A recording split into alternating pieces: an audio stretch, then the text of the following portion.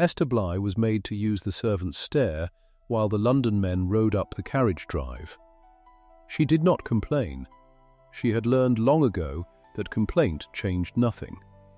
The great tower clock of Cranmoor Hall had stood silent above her, silent and shamed, its hands frozen at 4:15 for the better part of a year.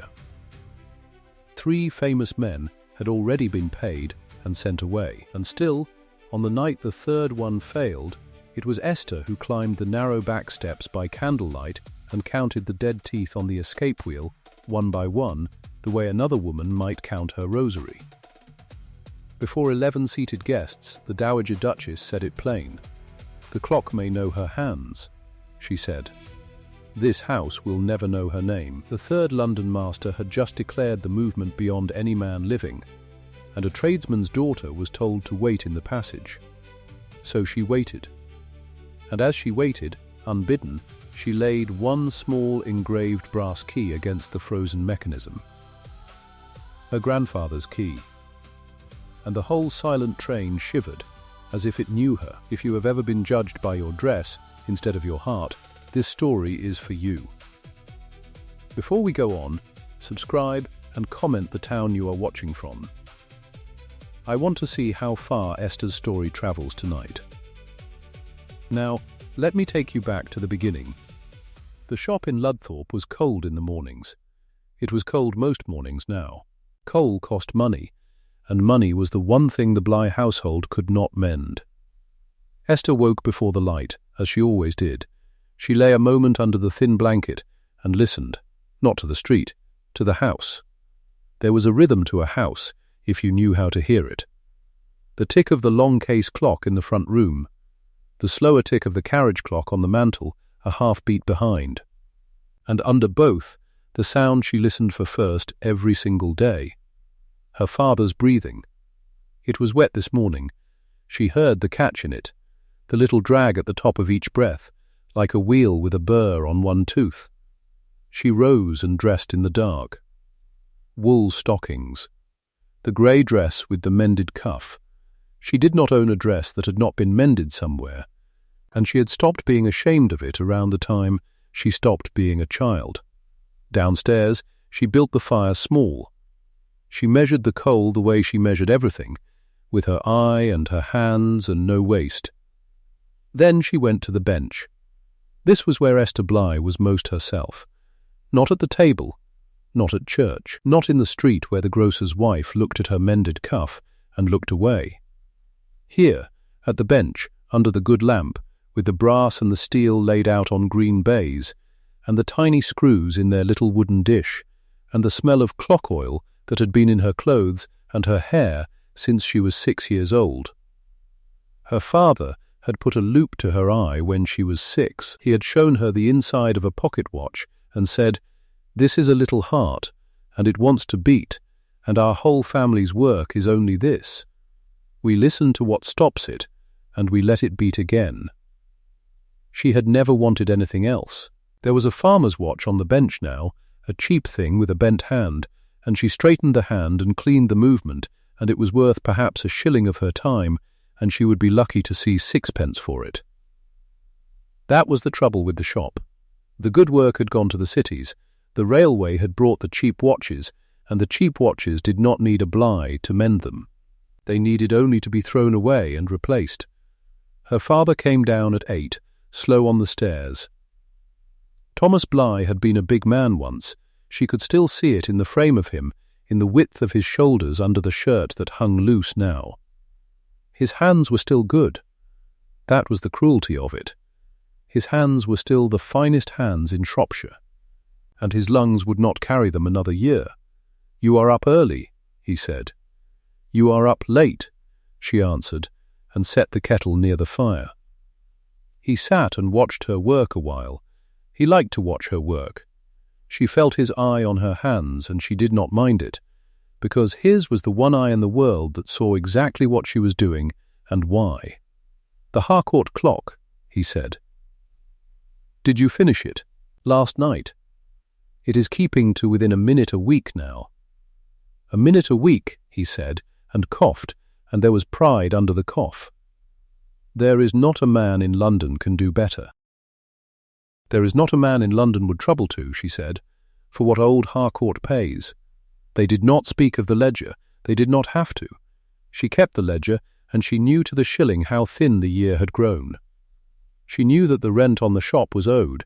She knew that the physician in Shrewsbury wanted 3 guineas for the mixture that eased her father's chest, and that they had paid him none of it, and that soon he would stop sending the mixture. So when the letter came, on the 4th day of that cold week, she opened it standing at the door with her heart going quick. The paper was good. The hand was a clerk's hand, careful and small. It was from the estate of the Duke of Rensley, from Cranmoor Hall, and it asked, in the flat language of stewards, whether the Bly workshop of Ludthorpe would send a competent hand to examine a tower movement that had stopped, the fee to be discussed, the matter urgent. She read it twice. Then she carried it to the bench and read it a 3rd time aloud, so her father could hear. Thomas Bly was quiet for a long moment when she finished. "Cranmoor," he said. He said it strangely, softly, as if the word cost him something to hold in his mouth. "You know it?" "I know of it," he said. And that was all he said, and she thought nothing of it then. She thought only of the fee that a great house would pay, the fee that could clear the rent, and buy the mixture, and give her father a winter with coal in the grate. "I will go," she said. He looked at her. There was something in his face she could not read. Later she would understand it. Then she only saw that he was afraid, and she thought the fear was for her, a woman going alone to a lord's house, and she squared her shoulders and told him she was 24 and had ridden the carrier's cart to Shrewsbury 100 times. "It is not that," he said. But he did not finish it. He only reached out and touched the little velvet roll where she kept her finest tools, and among them the brass key, the engraved key that had been his father's, and he said, "Take that. Take all of it. And Esther, listen to the clock before you listen to the men. Whatever they tell you the fault is, they will be wrong." She did not know, that morning, how right he would prove. She learned the shape of the thing on the carrier's cart from a talkative wool buyer who knew all the county's business. The old Duke had died the spring before, he told her. Died in his chair with his watch in his hand, they said, though the wool buyer allowed that was the sort of thing people say. And here was the strange part, the part the whole county chewed over. The old Duke's will. It was a queer will, made by a queer old man, and it turned on the tower clock. "The clock?" she said. "The clock," said the wool buyer, pleased to have a listener. "Silent since the night he died, they say. Stopped at the hour of his death, if you believe the servants, and I don't. But there it is." And the old man had it written in, hard as iron. "The young Duke keeps the hall and all the land that is not tied up, only if that clock strikes its 100-year hour. Its centenary, they call it. There is a date, and if it stays silent past that date, the whole of it, house and acres, may be sold to pay what the old Duke owed." Owed to whom? To a man named Vane. Silas Vane, £12,000 if the talk is true, and the talk is generally true where money is concerned. The wool buyer shook his head. £12,000 resting on whether a broke clock will chime. Did you ever hear the like? She had not, but she found she was leaning toward it, the way she leaned toward a movement she could not yet diagnose. £12,000. 100 years, a clock that had stopped the night an old man died. And now they had sent for her. "How many days?" she asked. "Until this hour of theirs?" The wool buyer counted on his fingers and gave it up. "Not many." 40, I heard said. 40 days, and 3 London men have had at it already, and gone home with their tails down and their pockets full. There is not a man alive can fix it, that is the word now, beyond any man living, the last one said. 40 days. Esther looked out at the grey fields going by, and she thought, not beyond any man living, only beyond the men they have sent. She did not say it aloud. She had learned that too. Cranmoor Hall took her breath, and she was not a woman who gave her breath easily. It rose out of its park like something dreamed, pale stone, 100 windows catching the low sun. And above it all, on its square tower, the clock. Even dead, even stopped, it was beautiful. A great white dial, and gilded hands, and above the 12 a smaller circle she knew at once for an astronomical dial, the kind that tracks the moon and the wandering stars. The kind that only a master would attempt, and only a fool would attempt badly. Her grandfather's hand. Though she did not know that yet, she was not brought to the front. She had not expected to be.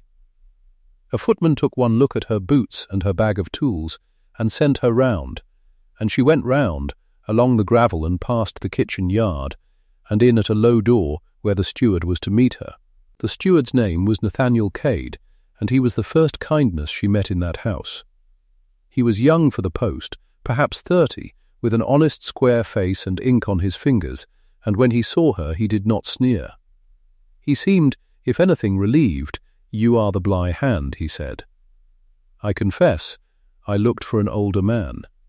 "You looked for a man," she said. "I am sorry to disappoint the whole of your expectation at once." He surprised her. He laughed. "You do not disappoint me at all," he said.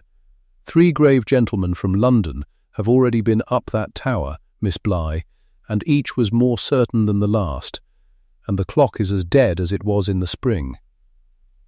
I begin to think certainty is the disease, and not the cure. He took up a lamp. "Will you see it tonight or rest first?" "Now," she said. "If it please you." It pleased him. She could see it pleased him. He led her up. The tower stair was stone, then wood, then a ladder, and at the top a little chamber that smelled of dust and old oil and pigeon. And there, filling half the room, was the movement. Esther stopped in the doorway and simply looked. It was vast, and it was filthy, and it was, under the filth, magnificent, great wheels of brass, gone dark with age. A pendulum, longer than she was tall, hung still. The going train, the striking train, and threading up through the ceiling toward that astronomical dial, a third train, delicate and clever, and quite the most ambitious thing she had ever stood before. And it had been abused. She saw that at once. She saw the bright scars on the brass, where a file had been used where a file should never go. She saw a wheel that had been levered out of true by a man who did not understand it, and wanted only to make it move. She saw, in short, the marks of the 3 London masters, and each mark made her angry in a small, cold way, the way she was angry at anyone who mistook force for skill. "May I?" she asked, though there was no one to grant it but Cade. "That is why you are here." She set down her bag. She took off her good glove, and kept only the thin one on her right hand, the working one. And she went to the movement the way she went to everything, listening first with her hands. She laid her palm flat on the great back plate. And she frowned. Cade saw the frown. "What is it?" "Nothing," she said. Then, because he had been kind and she was thinking aloud, only that the back plate sits heavier than its work should ask. There is more brass here than the clock needs to do its work. She pressed her hand along it, feeling, a maker's vanity perhaps. Old men grow fond and make things stouter than they must.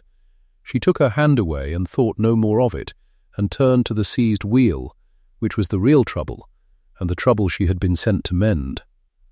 She could not have known, laying that idle observation down and walking away from it, that she had just touched the thing that would save the house and nearly ruin her. The escape wheel was seized.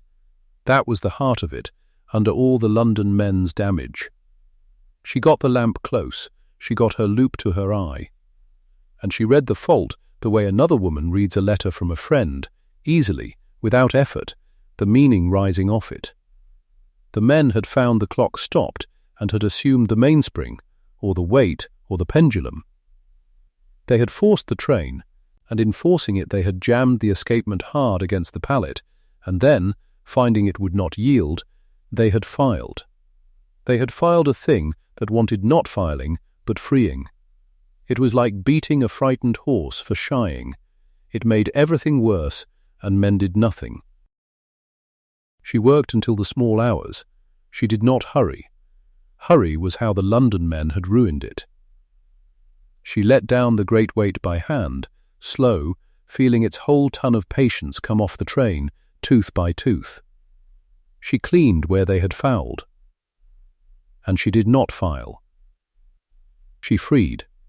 She eased the pallet off its bind with a tool no thicker than a hair, and she felt the exact moment the escapement remembered what it was for.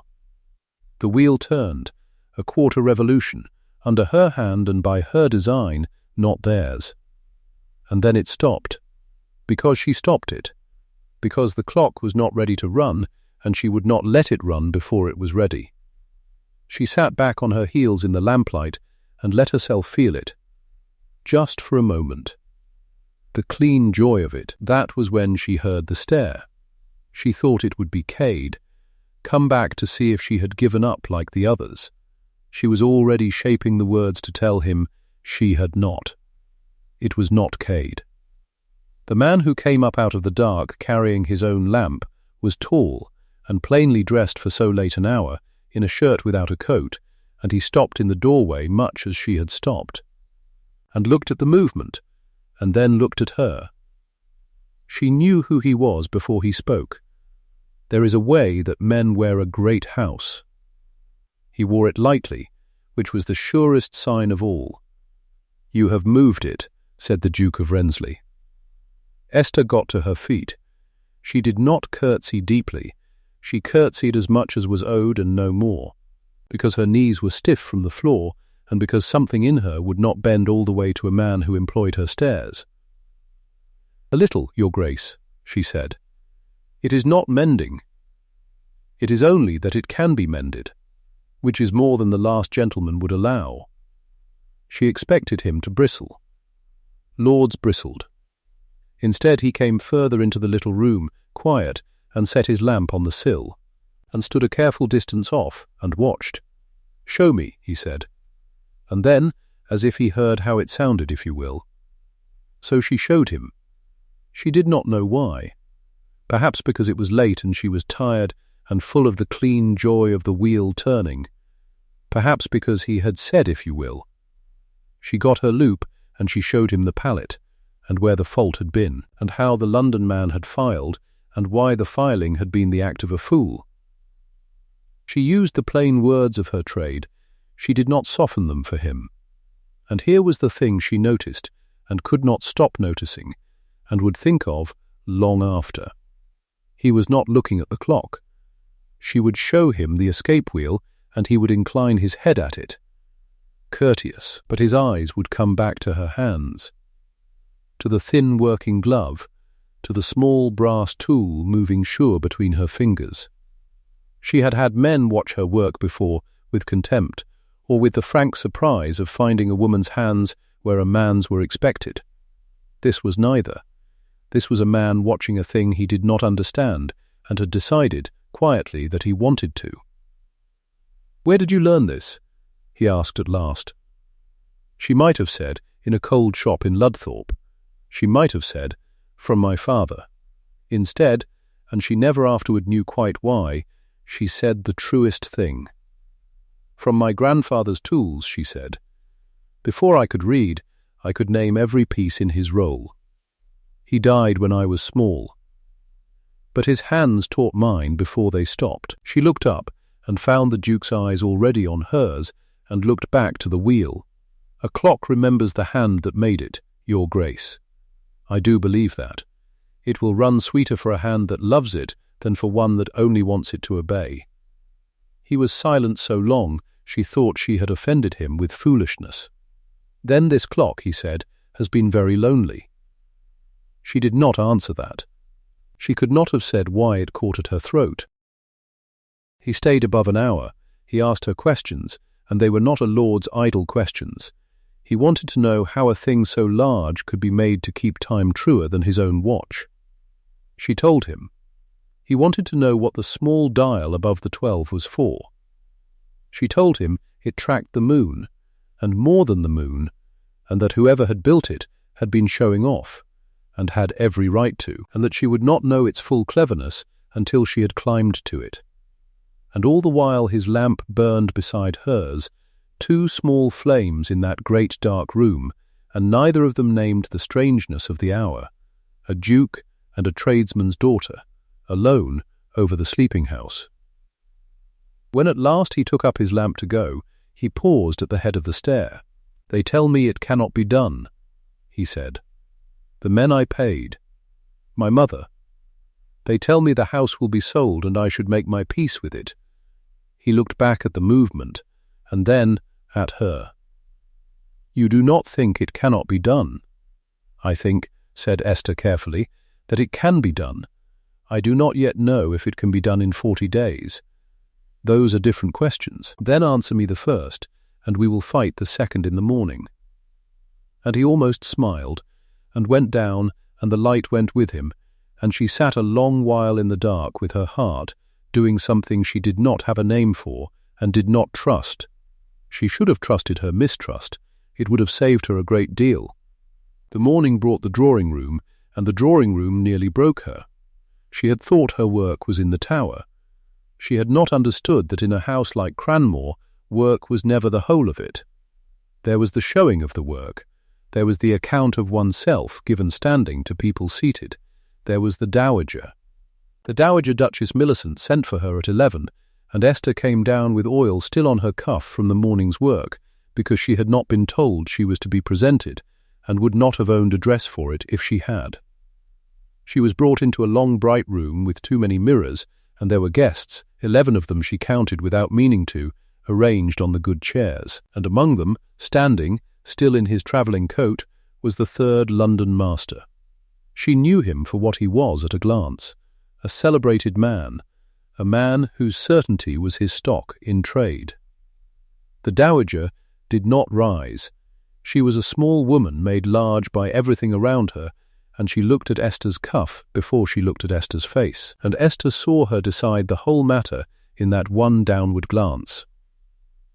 "So this is the person from the town," said the Dowager. "My son tells me you have been up the tower." "I have, Your Grace." "And that you have opinions upon the clock." "I have found the fault in it," said Esther. "That is not an opinion. It is the fault." A little stir in the room.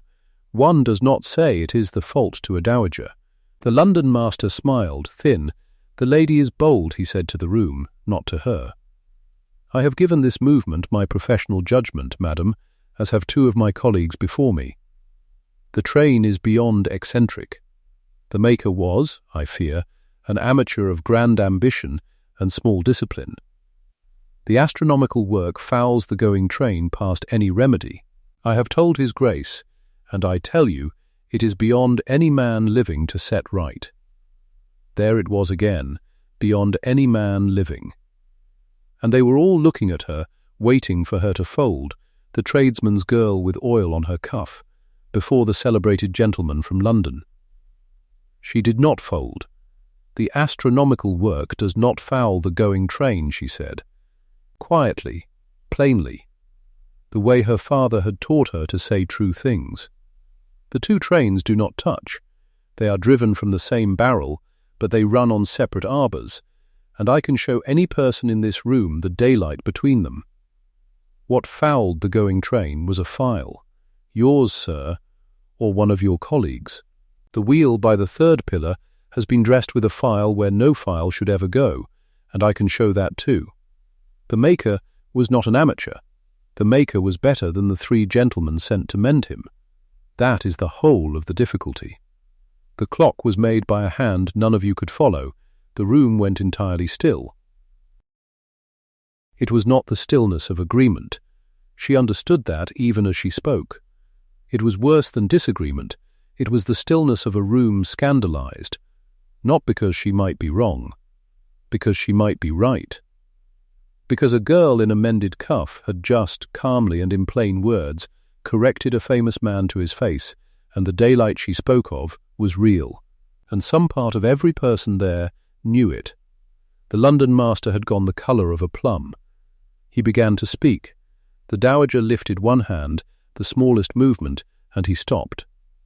She looked at Esther for a long moment, and when she spoke, she did not raise her voice at all. That was the terrible thing. She said it the way one remarks upon the weather. "How very interesting," said the Dowager Duchess, "to hear a clock explained by a person who came in by the kitchen." A pause, a small, cold smile. "You may be quite correct, girl. I dare say you are. It changes nothing that signifies. The clock may know your hands. She let it sit. This house will never know your name." And she turned her face away to a guest at her side and began to speak of something else, and just like that Esther Bly was ended in that room. Dismissed, made furniture. She did not cry. She wanted the room to know she had not, and would not, and so she did not, though the wanting to sat like a stone in her chest. She curtsied to the turned-away dowager exactly as much as was owed. She was aware, at the edge of her eye, of the Duke standing by the window with his hand tight on the sill and his breath held, saying nothing, doing nothing, because in that room he too was only what the machine of the house allowed him to be. She saw that, even then. She saw that he did not defend her. She filed it away with the rest of what she knew about great houses and the men inside them. Then she went back up the servants' stair alone, with the oil on her cuff and the stone in her chest, and she began, with hands that did not shake, to pack her tools. She meant to leave. She would tell them so. She would take the small fee owed for the night's work, if they gave it, and she would go home to the cold shop and the coughing she loved, and she would never again climb a lord's tower to be told the clock might know her, but the house never would.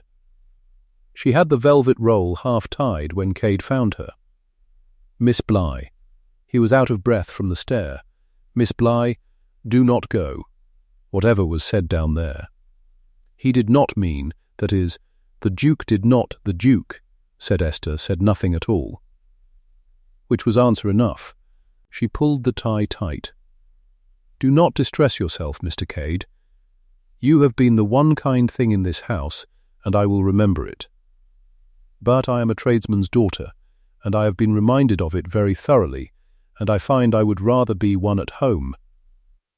He looked so wretched that she almost softened. Almost, but her father was waiting at home, and her father would understand, and there was nothing here for her but the beautiful dead clock and the man who watched her hands and held his breath and did not speak. She carried her bag down the back stair herself. No one stopped her. That, more than anything, told her what she was in that house. She walked out past the kitchen yard, along the gravel, out under the tower with its frozen gilded hands. And she did not look up at it. She would not give it that. She caught the evening carrier back to Ludthorpe, with the fee unclaimed and her jaw set, and she told herself it was over, and she believed it, all the long cold way home. She should have known better. A clock is never truly stopped, it is only waiting for the right hand. Her father was awake when she came in, though it was late and the fire was down to embers. He heard the door. He heard, she supposed, that there was only one set of boots, and that they came slow. He was sitting up in the front room with a shawl round his shoulders, and when she came in he looked at her face, and he knew. "They put you out," he said. "They did not have to." She set the bag down. "I put myself out. I mended the fault. I told a famous man he was a fool, and I was right, and being right was the worst thing I could have done." She sat, all at once, on the low stool by his chair, the way she had sat as a child. "The old woman said the clock might know my hands, but the house would never know my name. And do you know, father, the terrible part? I did not mind the fee. I would have done it for nothing to hear that clock strike. I minded that she was right. That is all we are to them. Hands that come in by the kitchen." Her father was quiet a long time. The embers ticked, and when he spoke, his voice had that strange softness again, the softness the word Cranmoor had put in his mouth 4 days before, and now she understood it was not fear at all. It was grief, and it was pride, and it had been waiting in him her whole life. "Esther," he said, "I have to tell you a thing I should have told you at the door, and did not, because I was afraid you would go, and afraid you would not." He took a slow breath, the wet catch in it. That clock, the Cranmoor clock, the great tower movement with the moon dial that no London man can follow. "What of it? My father built it," said Thomas Bly. "Your grandfather, Elias Bly, in the year 1789. He was a young man then, and the finest hand this county ever grew, and the old Duke's grandfather brought him to Cranmoor and gave him a free hand and £100 and a year, and he built them that clock. The moon dial. The whole of it. It is the great work of our blood, Esther. It is the finest thing any Bly ever made, and it stands over the door of the house that just put you out by the kitchen stair." The room went very quiet. Esther sat on the low stool with her mouth open and no words in it. She thought of the back plate, sitting heavier than its work should ask. She thought of the words she had said to the Duke without knowing they were true. A clock remembers the hand that made it. She thought of the small brass key in her velvet roll, engraved, her grandfather's, that she had carried up that tower and laid against the dead movement almost without thinking, and how the train had seemed to shiver under it. His key, she said. The engraved key. That is, his regulator key, cut by his own hand for that clock and no other. He brought it home when the work was done and kept it all his life, and it came to me, and I gave it to you. Her father leaned forward, and his eyes were bright in the ember light, and there was nothing frail in him now at all. The centenary they speak of, the 100-year hour. Esther, it is 100 years since Elias Bly set that clock going. They think it is the old Duke's clever will. It is not. It is your grandfather's clock coming round to its own 100th birthday, and there is not another hand living that has the right to wind it. Only yours, and Esther Bly, who had not wept in the drawing-room before the Dowager and the 11 guests and the famous man from London, sat on the low stool by her father's chair and felt the whole shape of it turn over in the dark. The house that owed its finest thing to her blood. The clock her grandfather had made, dying above the people who would not learn her name. The key in her roll that fit no other movement in the whole wide world. She was not furniture. She had never been furniture. She was the last hand of the man who built the thing they could not mend, and they had sent her up the servants' stair to save it, and never once thought to ask her name. She stood up. The stone was gone out of her chest. Something harder had taken its place, and it was not grief, and it was not shame. It was resolve. "Then I am going back," she said. "Not for their fee, not for the old woman, nor for the Duke who held his breath and said nothing." She looked at her father, and she smiled, and it frightened him a little, that smile. "I am going back to finish what my grandfather began. And when that clock strikes, father, it will strike in his name and in ours over every soul in that house who called us beneath them." Thomas Bly reached out and took her hand, the working hand, and held it. "Then take his key," he said. "And this time, girl, this time make them watch." Outside, the Ludthorpe church clock told the quarter, faint and true through the cold, and 40 miles off, over a sleeping great house, a clock that Elias Bly had built 100 years before stood silent on its tower, its gilded hands frozen at 4:15, waiting, as it had waited all that long year, for the one hand in the world that could set it free to come climbing back up the servants' stair. She did not yet know what her grandfather had hidden inside that heavy backplate. She did not yet know that a man named Silas Vane had already begun to watch her, and to reckon what a tradesman's daughter, with the right key, might cost him. She knew only that she was going back, and the clock had 39 days left to live. She went back on the 4th day of that cold week. The carrier cart set her down at the same lodge gate. This time she did not take the servants' stair straight up. Cade was waiting for her in the yard, and there was something in his face she had not earned yet and did not know what to do with. "They are holding an assembly," he said. "Tonight the county comes. The Vanes have asked that you be there." "Asked," displayed, he said, and had the grace to look ashamed of the word. "The Dowager means to show the guests the curious creature the Duke sent for, and then send her below again." Esther set her velvet roll down on the mounting block.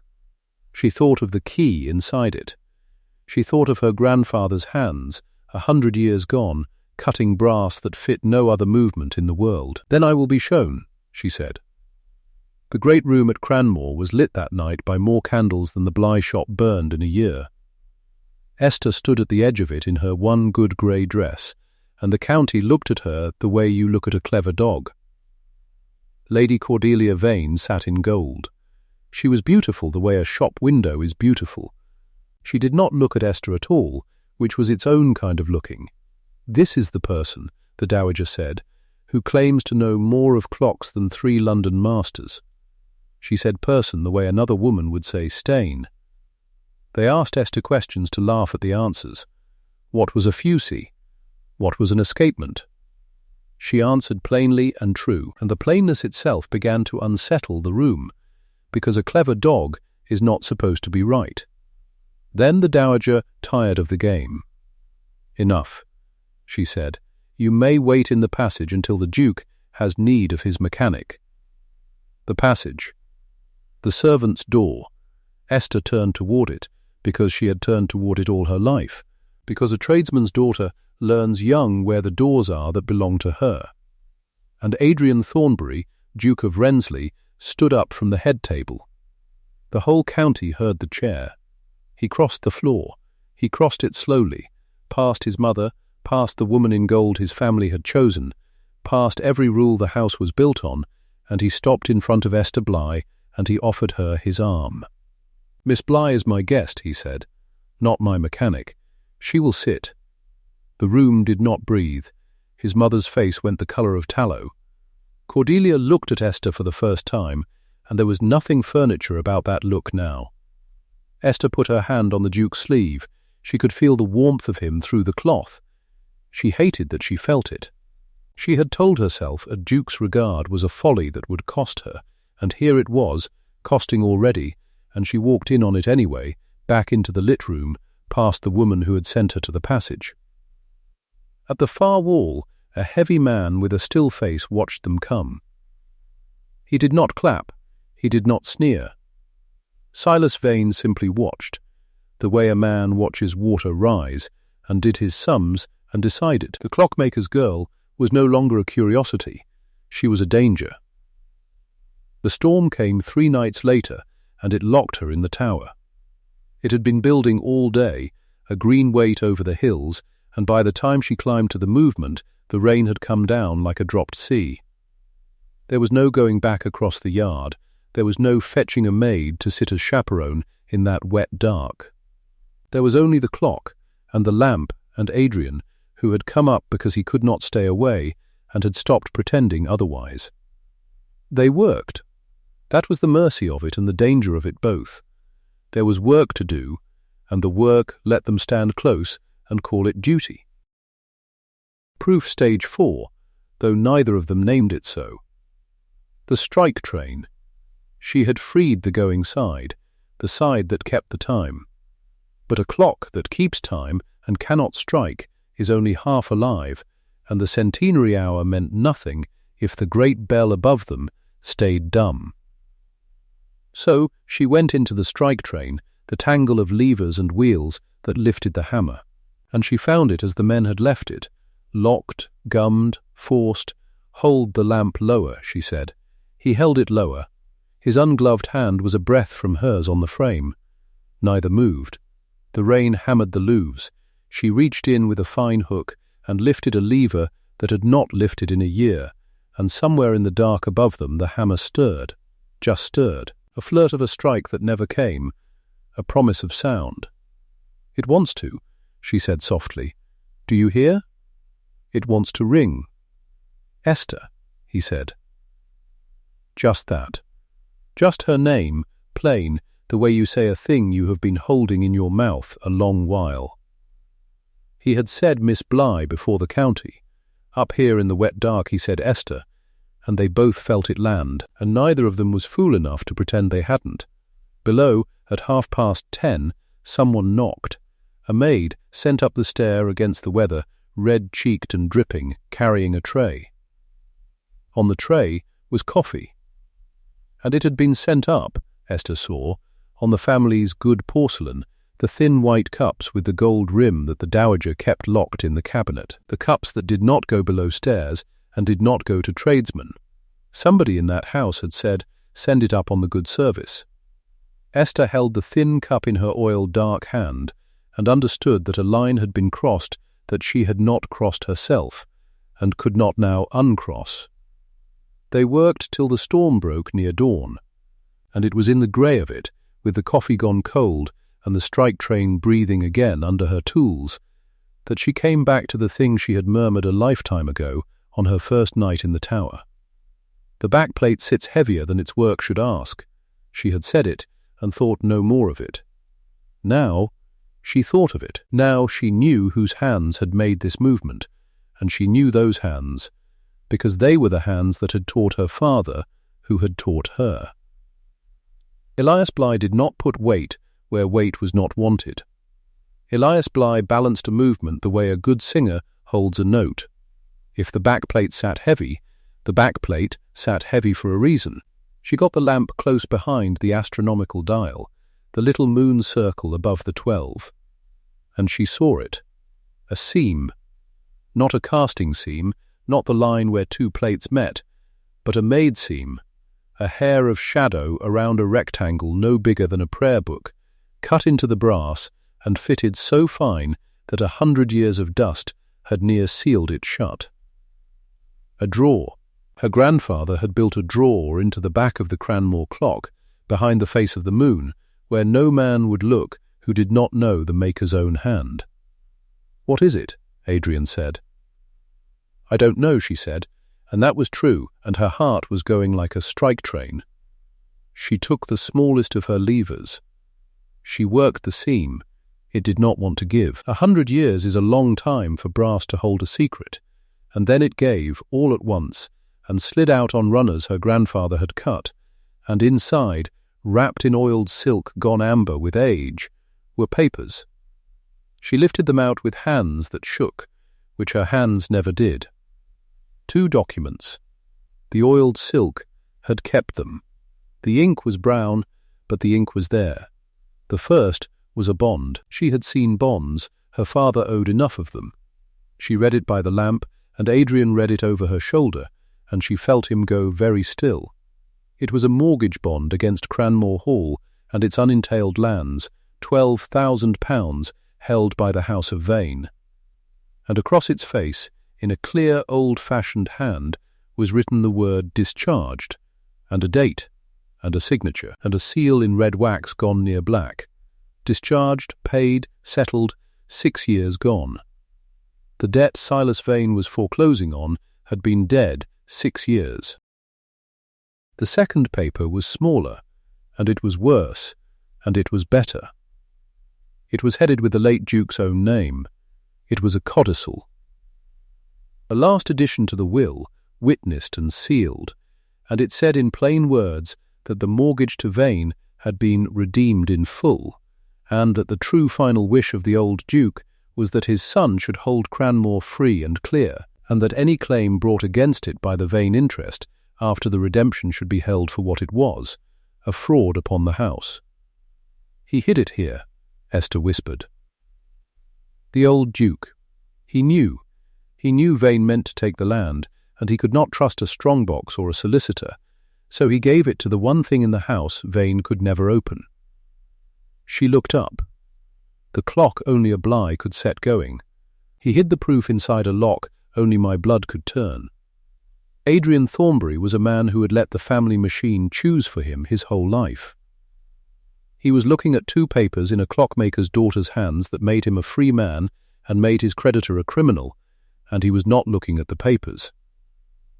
"You," he said.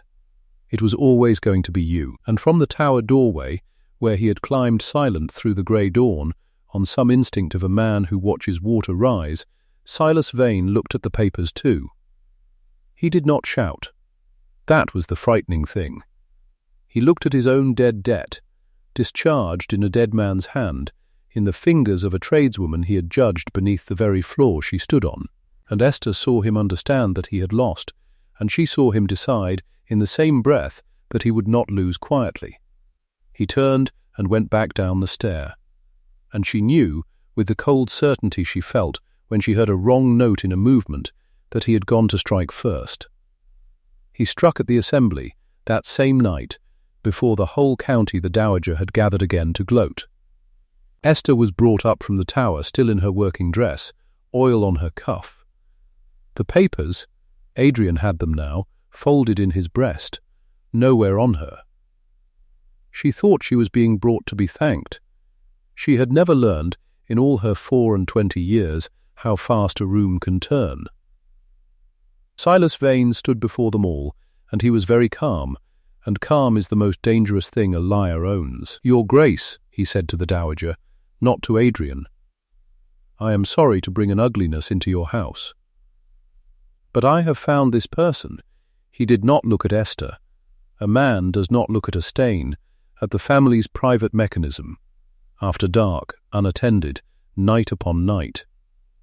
And tonight I find her at the very back of the works, where a maker's most private business is kept. I put it to this company plainly. She is a tradesman's girl with a debt-ridden shop, brought into a great house, alone with its secrets, and documents are missing from this estate that would be worth a great deal to a person who wished to entrap a duke. The room made a sound like a drawn breath. "She has forged," Vane said, "or she has stolen. I say it is both. I say she has manufactured papers to bind his grace to her, and I say she is a thief caught at the cabinet. And I say this house should ask itself what else has gone missing since it opened its doors to the gutter.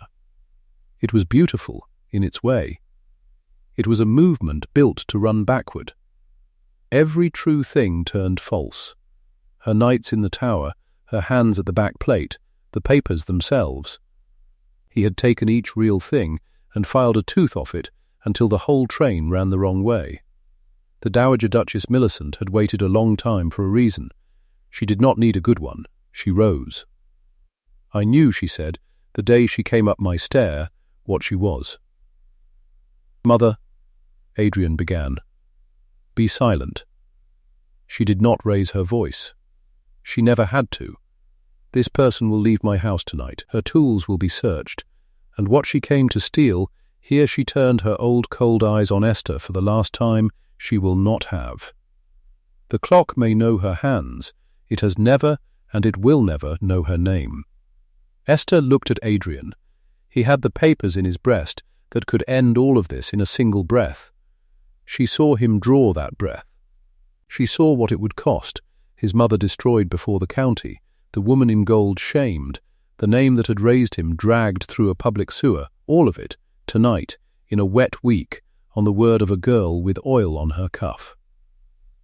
And she did the thing her whole life had trained her to do. She said nothing. "Don't," she told him, low, so only he could hear. "Not like this. Not for a thief's story in a crowded room. Prove it clean, or don't prove it at all." She stepped back from him. He had reached for her hand. She saw it start, the ungloved hand that had steadied the pendulum bob beside hers, and she stepped back out of its reach, because if he touched her now, before them all, she would cost him the last thing he had, and she would not. "Let me go, Your Grace. It's the only door I've ever been allowed." They searched her velvet roll at the door. They took nothing that was hers. But Silas Vane came himself to watch it done, and when the roll was opened his eye fell on the one thing in it that shone, the small engraved brass key, cut by a dead man for a dead man's clock. "That," he said, "that is estate property. That is evidence. It was not. It was hers. It was the last thing her grandfather had made with his hands that she could hold in her own, and she had to stand there in the dawn cold and watch a foreclosing liar fold her grandfather's key into his fat palm and call it evidence, and there was not one soul in that house with the power and the will to stop him. She left at dawn, on the servants' stair, with dignity, because it was the only thing they had left her, and she would be damned before she gave it up too. Cade walked her to the gate and could not look at her. The tower stood over them both, one strike from life, its hands still frozen at 4:15, and the girl who could wake it went out the tradesman's door into the cold with empty hands. 39 days had become 9.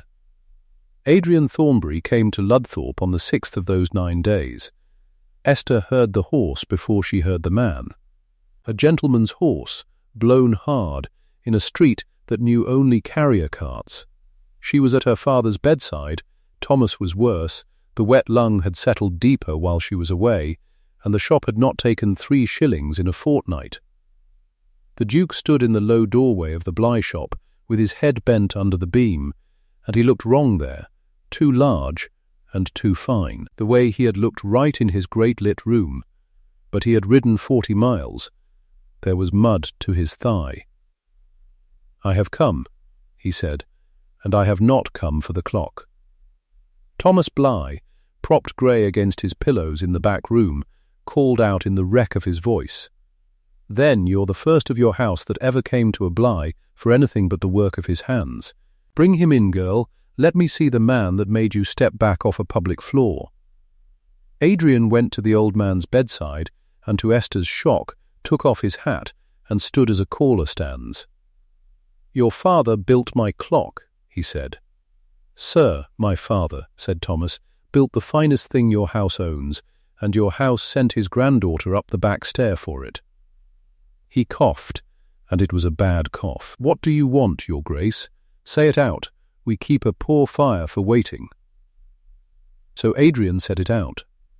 He said Vane's lie had a hole in it, and the hole was this: a forged codicil could be exposed as a forgery, but a true codicil could be proven true. There was a man, old Mr. Harborne, the estate clerk, near 70 now, and living out his years in the almshouse at Cranmoor village. Harborne had been the old Duke's clerk for 40 years. Harborne had witnessed the redemption of the debt. Harborne knew Elias Bly's work and the old Duke's own hand. "He can swear to it," Adrian said, "before the county, before a magistrate if it comes to that. The codicil is real, and a real thing can be proven where a forgery cannot. Vane has overreached. He called a true paper false, and truth has a witness." "Then take your witness and your papers," Thomas said, "and hang the man, and God speed you. What do you want with my daughter? You've the proof. You've the clerk. Leave her be. She's had enough of your house." And here the Duke of Rensley did the thing that made Esther, standing in the doorway with her arms folded hard across herself, forget to breathe. "I don't need her to save the house," he said. "I have the papers. I have the clerk. Harborne can prove it all whether she ever climbs my tower again or not." He turned from the old man in the bed, and he looked at Esther, and there was nothing of the Duke in it. "I'm not here to ask her to save Cranmoor. I'm here because there is a room in that house full of people who never once said her name, and in 9 days that room will be full again, and I want them to watch her hands wake a clock a Bly built 100 years ago, and I want to stand in front of every one of them and be seen watching her. Not the clock. Her? You'll shame your mother," Esther said. It was all she could find. "My mother," he said, "shamed herself the day she was cruel to the best craftsman in England because of the door she came in by. I've let that house choose everything I ever did. I'm choosing this." He came a step closer, careful, the way you come near a movement you don't want to jar. "Come back, Esther. Not for the fee. Not to save me. Come back and be seen. Let the strike be yours. It was always going to be yours." She thought of the passage. She thought of the good porcelain and the servants' stair. She thought of her grandfather cutting a drawer behind the moon so that 100 years on, his blood would hold the house's salvation in her 2 hands. "Give me back my grandfather's key," she said, "and I'll come. Not for you, for him." "Vane has it," Adrian said, "and on the centenary night, so help me, I'll take it out of his hand and put it back in yours before them all." The centenary ball was lit like nothing Cranmoor had seen in 100 years. Every window of the great house burned. The tower itself was lit. Adrian had ordered lamps set on the parapet, so that the frozen gilded hands stood out against the dark for the whole county to see. 4:15, the hour of a dead man's death, waiting, the same guests, the same great room, the same woman in gold, and the same old cold dowager on her chair, and the same still heavy man at the wall with a dead debt in his strongbox and a stolen key in his pocket. And this time Esther Bly came in at the front doors. Adrian walked her in himself, on his arm, past the footman who a fortnight ago had turned her to the passage. The county turned to look. Let them look. She wore the grey dress. She wore oil under her nails that would not scrub out, and she had stopped being ashamed of it somewhere on the road from Ludthorpe. The clock stood ready above them. She had one thing left to do to it, one wheel to set, and it would not turn without the key. Everyone in that room knew it. That was the theatre of it, and Adrian had built the theatre on purpose, and the man who had taught him nothing about mechanism had taught him, without meaning to, exactly how a train of events must be timed so that the last wheel falls at the last possible moment. Silas Vane stepped out before she reached the stair. "Your Grace," loud, to the room, "you cannot mean to let this creature near the works again. She is under accusation of theft, of forgery." "I protest before this whole company." "Yes," Adrian said. "Let us speak of forgery." He did not raise his voice. He had learned that from his mother, and he used it on his mother's ally now, and it was a cold thing to watch a machine turn on the man who built it. He drew the papers from his breast. "This is the bond," he said, and he held it up, and the candlelight came through the old brown ink. "The mortgage Mr. Vane holds over this estate, £12,000. And here, on its face, in my grandfather's clerk's own hand, one word. Discharged 6 years ago. This debt is dead, and Mr. Vane has known it dead, and has come every day since to foreclose upon a corpse." The room made it sound. "A forgery," Vane said, but something had gone out of his voice. "Then let us ask a man who cannot forge," Adrian said. "Mr. Harborne. Come forward, sir." And out of the crowd, small and bent and 70 years old, in the good black coat of the almshouse Sunday, came the old estate clerk. He climbed one step so the room could see him. He took the bond in his spotted hands, and he took the codicil after it, and he held them close to his old eyes for a long moment while the whole county held still. "I witnessed this redemption," Harborne said. His voice was thin, but it carried, the way a true chime carries. "With these hands I entered it in the ledger. That is the late Duke's signature, I saw him set it. That is my own beneath it. And this," he lifted the codicil, and his old voice shook now, not with fear, "this is the master's true last wish, that his son hold Cranmoor free, and that any claim brought by the Vane interest after that day be known for a fraud. I saw him write it, I sealed it with him. It went into a place he would not name to me, and I have wondered these 6 years where an honest paper could hide so long." He looked then at Esther. All of them followed his eyes. "It hid," the old man said, "in the one lock in this house that only a Bly could turn. And here she stands." Silas Vane's foreclosure died in the room where he had made his accusation. You could see it go out of him, degree by degree, the way heat goes out of iron. The Dowager Duchess Millicent had gone very white and very still on her chair. And Lady Cordelia Vane, in her gold, looked at Esther Bly and understood at last, a fortnight too late. Which of the two of them had been the furniture all along? Her face, in that moment, was the truest thing she had shown all season. Adrian turned to Vane. "The key," he said. "I do not. You called it evidence. You have it on you. A man like you keeps his evidence close. Give the lady her grandfather's key." And it was the county that did it, in the end. Not the Duke. The county. A low sound went through the great room, a turning, the sound of 40 families deciding at once which way the wind now blew. And Silas Vane felt it turn against him, and a cornered man surrenders the small thing to save the large. He took the engraved brass key from his pocket. His hand was not quite steady. He held it out. Adrian took it. And he did not keep it. He crossed the floor to where Esther stood at the foot of the tower stair, and he put her grandfather's key back into her open working hand and closed her fingers over it with both of his, before them all. "Go and wake it," he said. She climbed alone.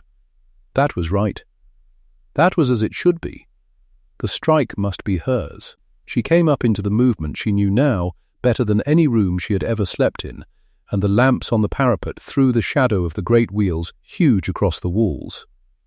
Below her the whole county stood silent in the lit house with their faces turned up, though they could not see her, only the frozen hands on the black tower. She had the going train alive. She had the strike train breathing. All that was left was the wheel her grandfather's key was cut to turn, the regulator, the last setting, the fine adjustment that no other key in the world would fit, because Elias Bly had made the key and the lock a matched pair 100 years ago and told no one but his son, who told no one but his daughter, on a cold night in a poor shop 40 miles away. She set the key to the movement. It fit the way a true thing fits, without forcing, the way her hand fit the work. She looked up at the escape wheel the London men had filed, and it turned, clean, under her hand. She thought of the third master, who had pocketed his fee and called it beyond any man living. It had never been beyond any man. It had only been beyond every man who was not blood of the man who built it. She turned the key. Below the movement, deep in the tower, something let go that had held for a year. The great wheel came round. The hammer she had freed in a storm lifted, and reached the top of its travel, and fell. The Cranmoor bell rang out over the county for the first time in a year, on the centenary hour, 100 years to the night from the hour Elias Bly first set it going. It struck, and struck, and struck. The whole black hillside took the sound and threw it back. In the great room below, they say, not one soul spoke through all the strokes, and the Dowager Duchess put one old hand to the arm of her chair and held it there. And the hands moved. The frozen gilded hands that had stood at 4:15 for a year and a night came unstuck and swept round to the true hour, and the tower clock of Cranmoor Hall, saved by the terms of a dead man's will, was alive again in the hands of a clockmaker's daughter, before every soul who had called her beneath them. She came down the stair with oil on her cuff and her grandfather's key warm in her fist, and the room was waiting for her, and it was not the room that had sent her to the passage. It had turned. A room will turn. Adrian Thornbury met her at the foot of the tower stair. But he did not stop there. He took her hand, the working hand, and he walked her out of the service passage and across the whole width of the great lit room, past his mother, past the woman in gold, to the foot of the grand staircase where the county's daughters were handed up to their dances, and there, in the open where the whole house could hear, he stopped. "A fortnight ago," he said, and he said it to the room, not to her, so that no one could ever pretend they had not heard it, "my mother told this company that this house would never know her name. So let me correct the record of my house." He was not calm now. His voice broke on it, and he let it break. "Her name is Esther Bly, and I have something to confess to all of you that I have known since the first night I climbed my own tower with a lamp because I could not sleep." He looked at her at last. "I told you all I was watching the clock. I was never watching the clock. He went down, there, on the marble, at the foot of the staircase her kind were never handed up. "Be seen," he said. "Be my wife. Not up the back stair, and not in a corner, here, in the front of the house, before every name in this county, be the Duchess of Rensley. Because there is not a woman born in a great house who could do what your two hands did tonight, and I will not let another day of my life be chosen for me." Esther Bly, who had believed all her 24 years that Worth must stay silent, and a duke's regard was a folly that would cost her, stood at the foot of the grand staircase with a dead man's key in her hand, and found that it had cost her nothing in the end but the lie that she was less. "Yes," she said, "just that." She had learned the power of a small word said plain from a man who said Esther in a storm. The Dowager Duchess Millicent sat cornered on her chair by the whole approving weight of the county and the whole exposed weight of the truth, and there was nothing left in her armoury, no cold word, no closed door. When Esther passed her, the old woman gave one nod, stiff, small, a single degree of surrender from a neck that had never bent. It was all she had, and Esther took it, and gave her back the one thing she had promised her father she would give. "You knew my hands the first night," Esther said to her, quietly, so that it was between the two of them. "Now the whole county knows my name. I'll trouble you for nothing else." And she said nothing more, not one word more. She had learned that too. Silas Vane was escorted from Cranmoor Hall that same night, not to his carriage, but to the magistrate at the county town, on a charge of fraud sworn out by the Duke of Rensley on the evidence of a discharged bond, a true codicil, and the oath of an honest old clerk. He went out through the front doors he had come in by, which was more than he had ever allowed the girl who ruined him. Lady Cordelia Vane left in the grey of the morning after, and her face as her carriage pulled away was turned back toward the lit house one last time, toward the woman in the grey dress who now stood where she had been so sure of standing. She had wanted the title. She had never once thought to want the man, and so she had never seen the one thing that could take the title from her, that he might, against all the rules of her world, come to want the mender more than the match. Cousin Percival Thornbury, who had stood next in line the whole silent year and had let himself dream, in a small way, of a house that never struck the hour. He made his bow to the new order before the ball was cold, and forfeited his claim without a fight, because a man does not contest a clock that has already struck. A year on, the tower clock keeps time over Cranmoor. It has not missed an hour. The county sets its watches by it now, the way they set them by it 100 years ago, when Elias Bly first sent it round. The servants of the great house tell a story, when new maids come, about the door at the bottom of the tower stair, the tradesman's door, and how the Duchess herself came in by it, and went up it, and came down it a made thing. They tell it with pride now. A door is only what walks through it. Thomas Bly did not die of the wet lung. He mended, slower than a movement, but he mended, and he came to Cranmoor in the spring, and it is his habit now, on Sunday mornings when the house is quiet, to climb, slow, with a hand on the rail his son-in-law had set there for him, up to the great movement and to oil it. He does not need to. It is only that a man likes to keep his hand in the work his father built. And his daughter climbs with him, the Duchess of Rensley, in an old apron over a fine dress, and she hands him the tools one by one, the fine hook, the small lever, the oiler, the way an apprentice hands them up, the way she once handed them to him across a poor bench in a poor shop 40 miles away. Above the mantel in the great hall, where other houses hang a sword or a stag's head or the portrait of some cold old woman, there hangs a small engraved brass key. It is not behind glass. Anyone may take it down. And once a day, whatever else is happening in that great house, whoever is standing in whatever room, the whole of Cranmoor Hall stops and holds still, and listens to a chime that a tradesman set going 100 years ago, and a tradesman's daughter set going again. A name, it turns out, is only ever what your hands make of it. If you've watched Esther all the way to the last strike, do one thing for me before you go. Comment the town you're watching from. I want to see just how far the clockmaker's daughter has travelled.